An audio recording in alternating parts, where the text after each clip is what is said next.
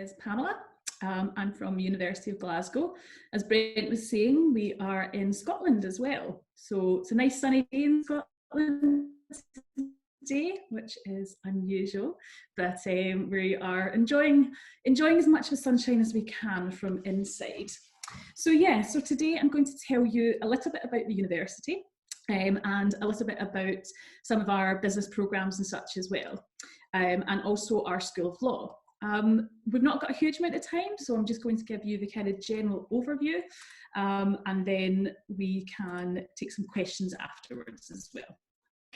So, University of Glasgow is one of the oldest universities in the world. So we've been around since 1451. So we're actually the fourth oldest university in the English-speaking world.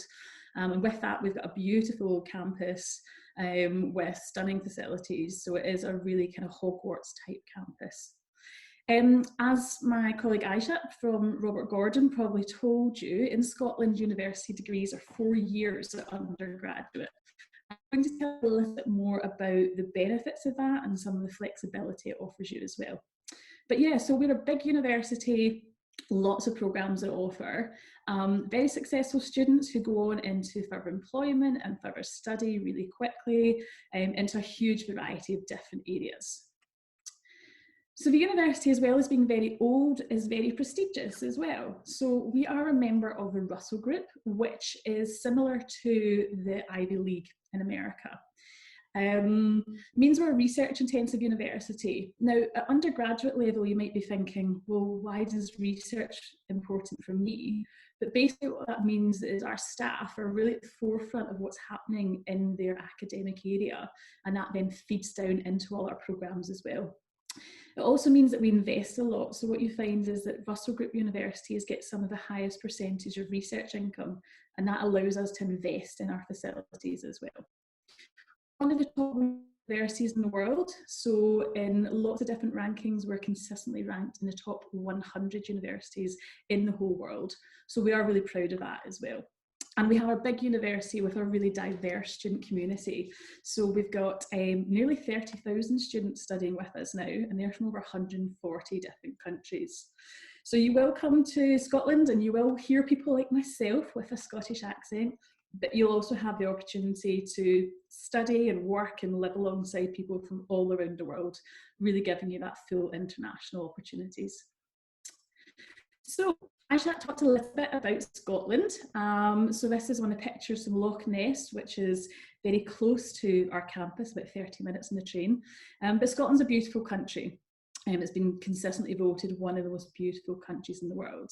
So lots of outdoor adventures to get involved with. So if you like hill walking or kayaking, wild swimming, there's all these activities to get into. But we're based in Glasgow. Glasgow is the biggest city in Scotland. It's not the capital, that's Edinburgh, but it is the biggest city. And Glasgow is a fantastic city with lots happening, lots going on. So we've hosted 2014 Commonwealth Games, European Games, 2018. There's huge amounts of history in Glasgow and around the country as well. Lots of fantastic shopping, best shops outside of London in the UK. And we've got loads of different art galleries and museums, and they're all free to enter. In fact, we've actually got 4 art galleries and museums on our campus at the university itself as well. So there's a huge amount to kind of see and do there. So touching a little bit on some of the differences for the Scottish education system. So number one, you will be doing, if you're doing an arts or social sciences degree, you will be doing a Master of Arts is the name of the degree.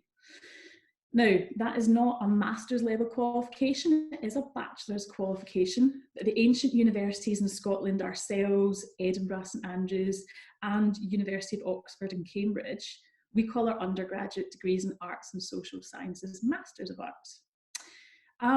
It is a 4-year degree, and what that gives you is lots of flexibility, as well as the option of doing what's called a joint honours. And this is what I have outlined here on the slide.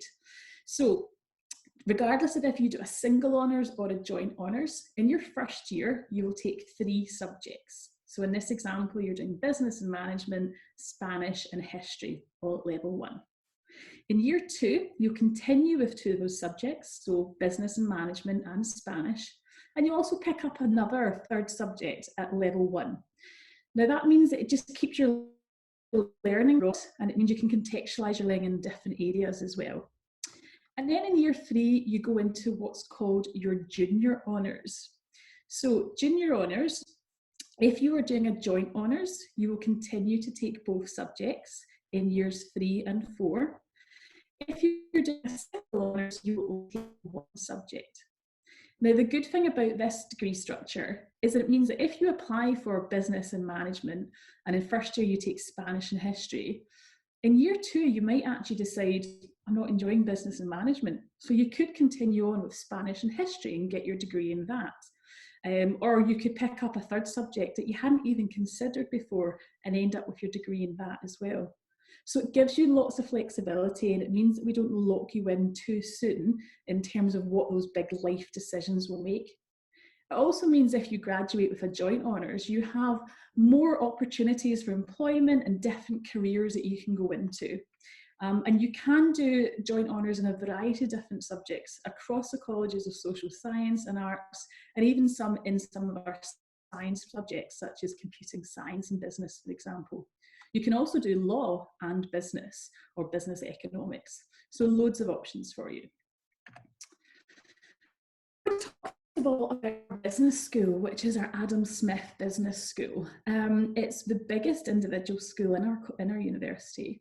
It's triple accredited, so that means 3 different external awarding bodies have come in and said that the quality of our programmes is really high, and less than 1% of business schools in the world have triple accreditation. It's ranked in the top 100 business schools in Europe. And our programmes are all consistently ranked really highly in the UK. Accounting and finance, for example, is currently #1 in the UK as well. So we have 4 main programmes within the business school. We have a Bachelor of Accountancy and Finance. That's a professionally accredited programme, and for those who want to go on to become an accountant or work in the finance area.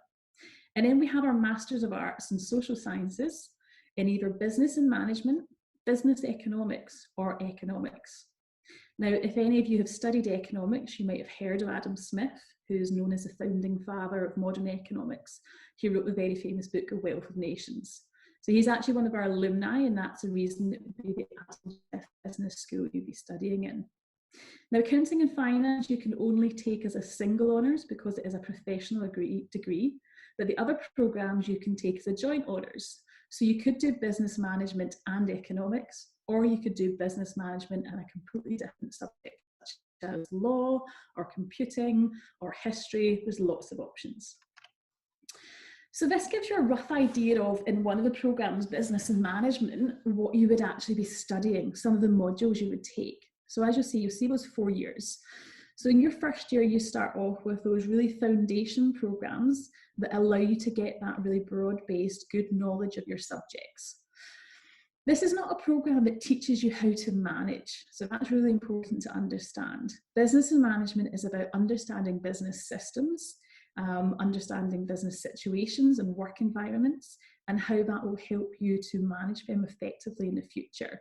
So it helps you to develop those skills, but it's not training you to be a manager.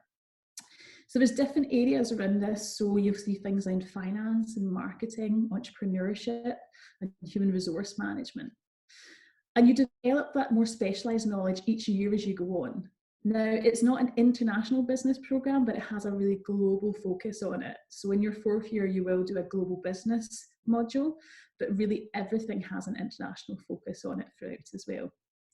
And in your junior honours and senior honours, you also have electives. And these are where you can really focus your particular areas of interest. So we have a lot of electives around marketing, international strategic marketing, digital marketing and such.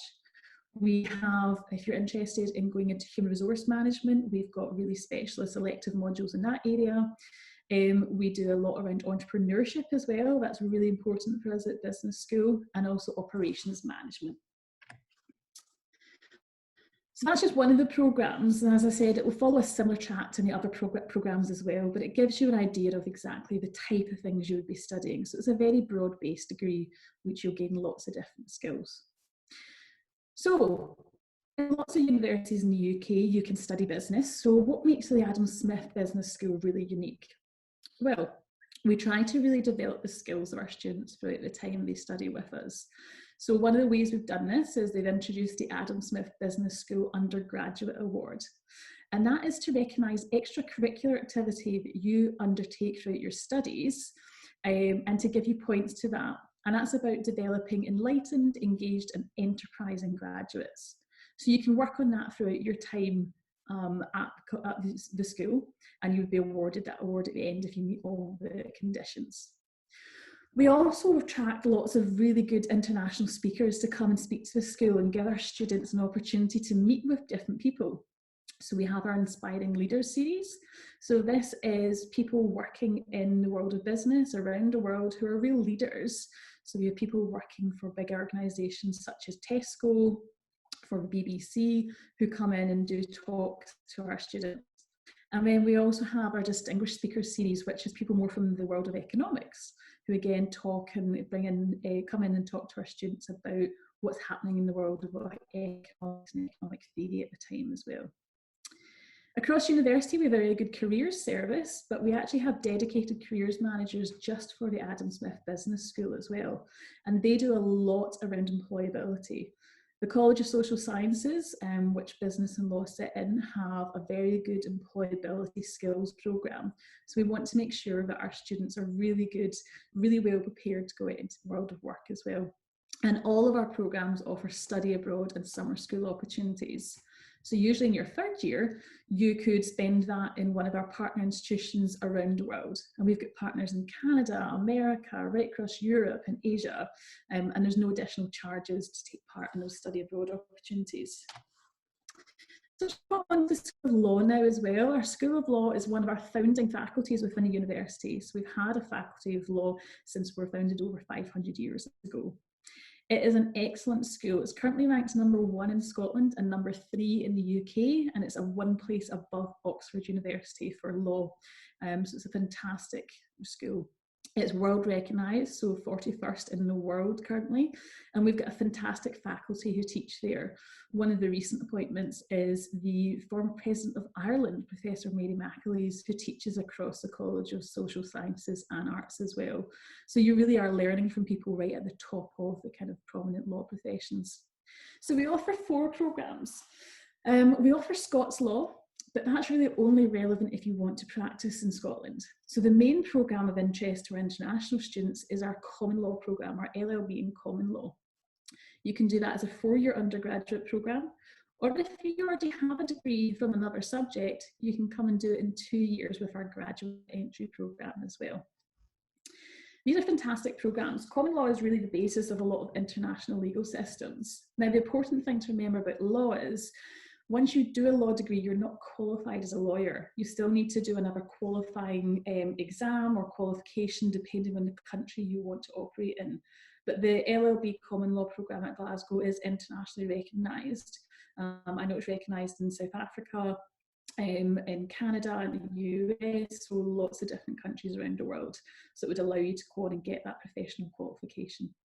But it's also a very good programme because law degrees are very highly regarded, and people who go on and do law, quite a lot of them don't become lawyers, but they work in very good areas such as politics, in journalism, in the commercial world. So it gives you fantastic skills to really go on and be very well qualified and are really in high regard from employers as well. So, and some of the things about our School of Law. So we have the Sir Alexander Mooting Courtroom. Now, mooting is a law term that's used to kind of talk about debating and developing your skills you would need for future practice in the law world.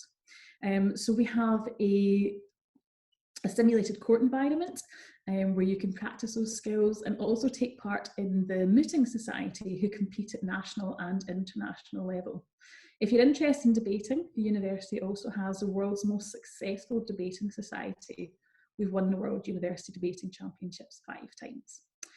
We have, in addition to our university library, which is one of the biggest in Europe, we have a dedicated law workshop with a dedicated law librarian as well, so to make sure you've got all the best resources.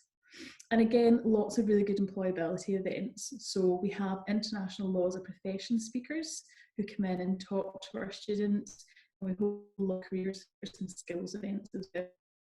But we also have some extra projects.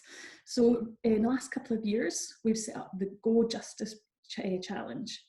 And that is a competition that students work with local organisations, local charities such as Citizens Advice or homeless charities to address real problems which help to support societal change, but using the skills from their law degree. And that's a fantastic way to get really good, relevant work experience as well. And we make a competition out of it. So we have 6 or 7 different teams who compete every year on that challenge. And again, we offer lots of study abroad and summer internship opportunities as well. So just quickly, I'll just go through some of the overarching entry criteria. So for the School of Law, you'll find they've got very high entry criteria, obviously being a very competitive programme. So A-levels, we're looking at 3 A's, for the International Baccalaureate, about 34 points. But we accept qualifications from all around the world. For law, you also have to take a test called the Law National Admissions Test, the LNAT, an online test. And we use that to test their reasoning skills and writing skills as well. So it's just a little bit fairer than a personal statement. And for a business school, minimum we're looking for is 3 B's at A-level or 32 points in the International Baccalaureate as well. Now, if you're applying for one of the joint honours programmes, so say you want to do law and business, you would have to meet the entry criteria for the law school. So whatever is the highest entry criteria, you would have to meet that. If you don't meet the criteria for our business school, then don't panic.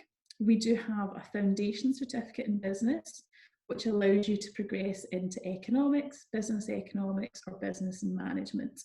That's taught by our partners Kaplan, that is on our campus at Glasgow International College. And if you successfully pass that foundation, you go directly into year 2 of the bachelor's programme. So it doesn't take you any longer to complete. And IE Abroad can help you with the application for Kaplan as well. Applications to us are sent through UCAS. It's the only way we accept applications. We accept the Common App as well, but that's mostly for American students. So UCAS, but you can apply it up until the 30th of June for us. We would really recommend that you use IE Abroad to help you with that application and also with the visas and such as well. As Brent was saying, there's no charge for you to do that. They basically represent us because unfortunately I can't be in all your lovely countries all the time as much as I would like to be. So it's great that we've got a local presence there and they know all the documentation that you need locally as well. And we've had quite a few students who have been really well supported to get their visas and such by using IE Abroad. So we definitely recommend that. So the big question that we always get is tuition fees and scholarships. So for a business school and our School of Law, our tuition fees are just over £18,000 per year. So it's 4 years. If you're a really high performing student, we have our International Undergraduate Excellence Scholarship. Now that's a £5,000 tuition fee discount for each year of study. So over the 4 years is a £20,000 discount. And if you get that, you'll get it for each of the 4 years. You don't have to apply for the scholarship. So when you apply, we will look at the grades you've got or the grades you're predicted to get. And if you qualify for the scholarship, you'll receive a scholarship offer within 2 weeks of getting a programme offer. So it's really easy, nothing for you to do, just work really hard at your school and get as best results as possible. Finish up very soon, but just a couple more points to make. So the things you also have to take into consideration is how much it's going to cost to live in the UK. So we are in Glasgow. It's a very affordable city. It's a really student-orientated city. So this gives you a bit of an indication of how much we think it will be. But you can certainly do it for less. So around about £1,000 per month. There's lots of student discounts though, lots of student accommodation available, and you can do your living for a little bit less, but that's substantially cheaper than you'll find in a lot of the other cities. London is very, very expensive, for example. And just to finish up, just to touch a little bit on student life. So As I said, Glasgow's a big university, lots of students and lots of support available for you. So we have a dedicated international student support department who do orientation and welcome and look after you throughout and can help with visas and such. We have lots of different services such as a disability service, a career service, which are excellent, student counselling. All students are appointed an academic advisor, so there's loads of support available for you as well. And we've got that really active student body. So we have 2 student unions, which is quite unusual. It's to do with our history. We have a student representative who really work hard to represent the needs of students and the wants of students right at senior management level, and lots to get involved with in your spare time. So over 200 different clubs and societies, from the weird to the wonderful, anything you could think of. And a lot of them are sports clubs. So we've got over 50 different sports clubs: rugby, football, tennis, swimming, anything you could think of, and fantastic sports facilities as well. We've invested a lot in our sports facilities in the last few years, and usually students don't have classes on a Wednesday afternoon, so that they can take part in sports teams and things like that as well if they want to.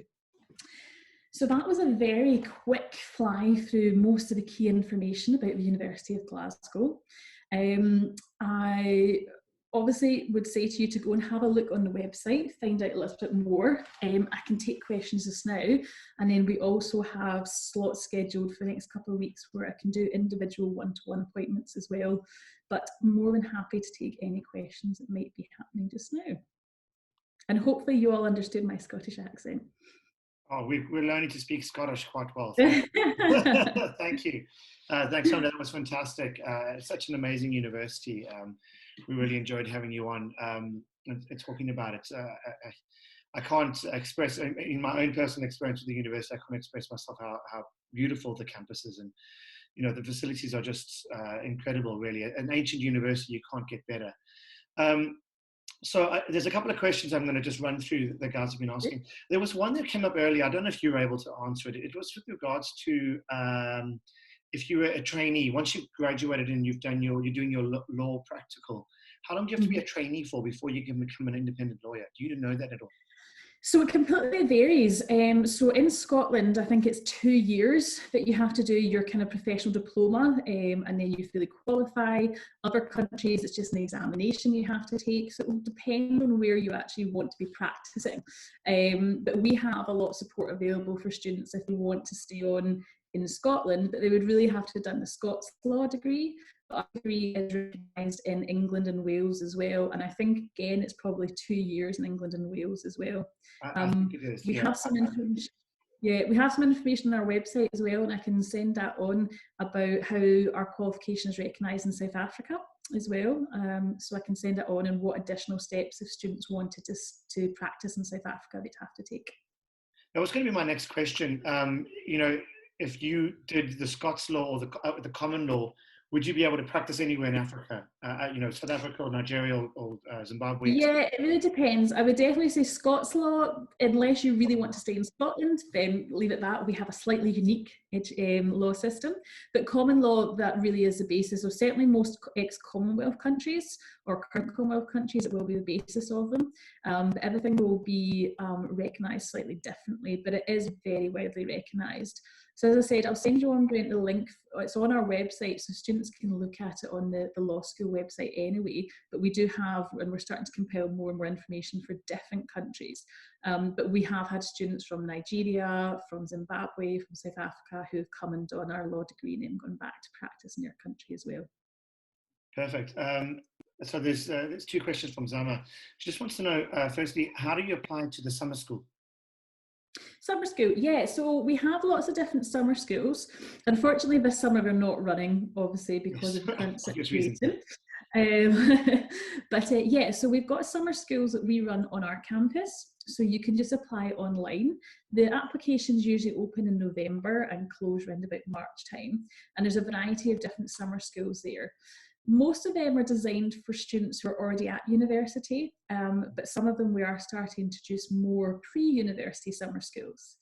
Alternatively, if you're studying with us, you can apply to some of our partners run summer schools, and we sometimes have scholarships to support you to go to take part in one of them. So for example, the business school every year I know we have scholarships for students if they want to go and do some of their partner summer schools in Europe, or we've got some in Canada as well. And we have advisors within the university. We've got a study abroad team who can help you with that whole study abroad, whether it be for a summer school or a full academic year or just a semester. We actually find our international students are the best ones at taking up these opportunities. Trying to get our British students to take them up is not always as easy. So it's always good to hear our international students are interested. Yeah, the locals just want to go home and party, I imagine, the international that's a study. So next question, and I'll explain this one a little bit more, just so you understand who Alan Gray is.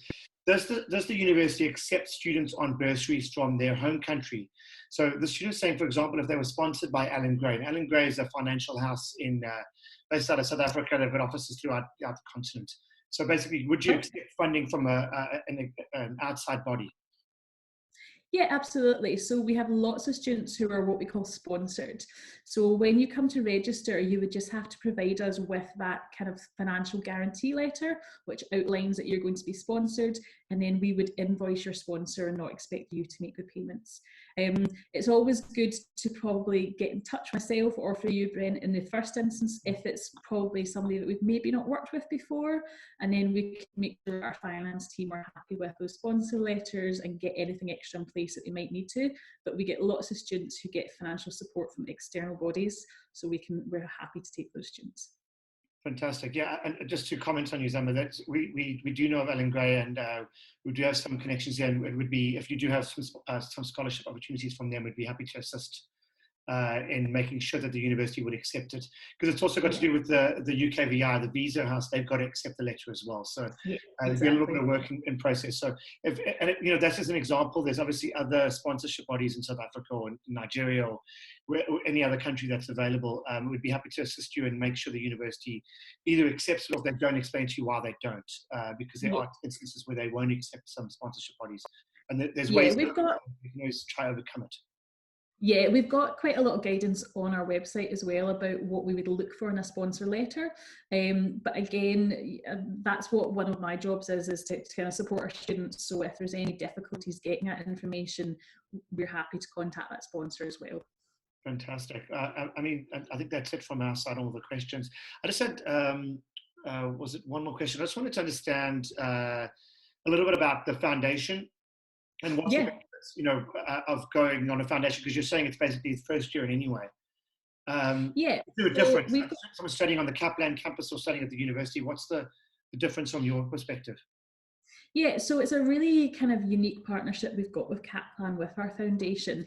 One of the main benefits is it's on our campus. So when students come to study at Glasgow International College, they get a University of Glasgow student card, they get access to all the university facilities. The way the foundation is set up is that it's just slightly different in terms of timetabling. So whereas if you come, say for example, if you come to study business at University of Glasgow, if you come into first year, you will probably be timetabled for 15 hours a week. Now, most students will look at that and go, yay, fantastic, I've got all this free time. But what first year is expected is that you will be able to do a lot of self-study. So you'll be expected to do at least another 15 hours a week of self-study and preparing for things. Foundation is a little bit different in terms of you will be timetabled more. So you'll maybe be timetabled 25 hours a week, but you won't be expected to do quite as much self-study. So it's really, a lot of it is about bridging that gap between school and university. For some people coming straight out of school, it's really different going into university, and they maybe just need to have a little bit extra support. For other students, we're absolutely sorted and ready to go for it as well. Different qualifications as well. So for example, the International Baccalaureate, you have to do a lot of independent study and preparation, so you're quite well prepared for that, but maybe some of the local qualifications, you've not done as much of that. So the foundation is just a nice kind of stepping stone to make sure that students are fully prepared for that. You'll have slightly smaller classes, you'll get that a little bit more one-to-one support. So it's for students mostly who just haven't quite made entry criteria, but it's also to help bridge that gap for them as well. And the good thing is you get a conditional offer from the university. So as long as you pass your foundation with the minimum pass grades, you're guaranteed a place in the second year of your chosen degree. Much like as if you were going to pass your first year at the university, really. Exactly. From what I can understand is it's pretty much the same, just with a lot more support. Yeah, absolutely. So the programs run in parallel, really. So our academic staff help develop. They do the kind of quality assurance on them. So it's making sure that you've got the same learning as you would have if you'd come into first year as well. And also as well, I mean, you're in a lot of our classrooms and being taught on the campus itself. So it's really not a huge difference for you. And we make sure there's lots of provision for between that movement between GIC and the university itself. And then just last question, is there any difference in cost? It will depend. There's more intakes for the foundation, so there's a bit more flexibility there on English language as well. So for direct entry to first year, you need to have IELTS 6.5. For foundation, they can take you from about IELTS 5. And depending on how long you have to study will depend on how much you actually have to pay. But overall, if you're just coming to do the foundation program, there's really not that much difference with what would be the first year tuition fees. Fantastic. I mean, and then I'm just going to end it off. And thank you for that. I just wanted one last comment just on your scholarship, the £5,000 scholarship. I really want students to just kind of highlight that because it's such a great scholarship. I mean, 4 years, it's almost what's it, basically more than a year off. Yeah, it's just over a full year. Basically a free year and some, and a bit of accommodation as well if you added all the sums up, just onto a general business program. So I just wanted to highlight that as a really important part of the application process, and we'll obviously push as much for that as we can. And I think what's really important about that is we understand that it's quite stressful applying to university and waiting for all these results, and then to have to apply for all funding on top of that is really stressful as well. So we've tried to make that as transparent as possible. If you've got those really good grades, then we want you to come and study at Glasgow, so we'll make you that automatic scholarship offer. You don't have to do anything. Just one more question. Can you apply for grade 11 results while waiting? So can you apply with only grade 11 results while waiting for first round of matric results? Yes, absolutely. Yeah. So most of our students, when they apply, won't have their final results. They'll have their results up to kind of grade 11 and then usually predicted grades, so they're grade 12. So we would just assess that application, and as long as you're taking the correct subjects that we would need, then we would make you what's called a conditional offer. And when you get your final results, then you can send them in to us. Now, if you're a South African student, you're usually in a really lucky position that you get your matric results a lot earlier than most other countries get their final results. So most students are running about a bit stressed in the summer period, whereas our South African students already have their results. We should be able to make them unconditional in springtime, and that means that they can be a bit more relaxed when it comes to the summer and just focus on the visas. Perfect. Yeah, that's exactly what I would have said. Okay, one last question. How strict are the requirements for international transfer students, assuming you allow transfers? Yeah, we're not particularly flexible with transfers. It's quite difficult. It depends on subjects. In the social sciences, it's quite difficult to transfer over. We have a little bit more flexibility for like sciences and engineering, where it's much easier to be able to assess whether what you've taken so far matches what we would need you to do. But really, we would only transfer students at a maximum into year 2 of the programme. We get quite a lot of inquiries from, especially from South Africa, from students about that. And my general suggestion would be, if you really want to come and study in the UK at a Russell Group university, you're best either doing your undergraduate degree with us or doing your full honours in South Africa and then applying for a master's, for the 1-year master's. Trying to transfer over is quite difficult, and very few, certainly Russell Group universities, really allow that. Yeah, I would have just said the same. It's really challenging. There's other universities that allow more flexibility, but for any of the Russell Groups, you pretty much want to get in from the beginning, or you want to wait till your master's, because it's quite a challenge to transfer. Even for Zama, who's asking about business, it's not going to be as straightforward as what we would like it to be. You know, any prestigious university like this will have that. They don't want to dilute the degree by having half the degree studied outside. It means they can't guarantee the quality of what the students been received in terms of tuition. So it allows them to maintain their quality, so they wouldn't want students joining in too late or halfway through the program, etc. And unless it was under certain circumstances. I think that sounds about fair.